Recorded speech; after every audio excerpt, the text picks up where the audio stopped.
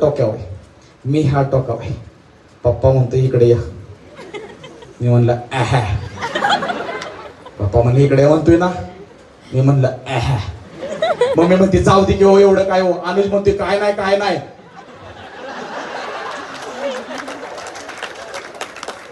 मामा म्हणते उरका हो, हॉटेल उघडायचे सकाळी.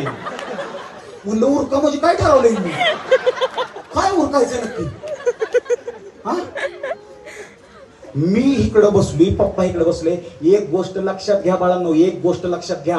मिडल क्लास फॅमिलीतल्या पोराला एक वरदान दिलेलं आहे. त्याला माहितीये पप्पा रागात असला की पप्पापासून सेफ डिस्टन्स वर बसायचं असतंय.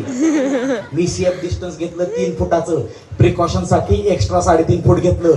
पप्पाने एक फ्लाइंग शॉट जरी मारला तरी इथून जाईल, पण लागणार. पप्पासाठी अंतर आहे 3 फूट, आईसाठी अंतर आहे 30 फूट. आई हाताने मारत नाही.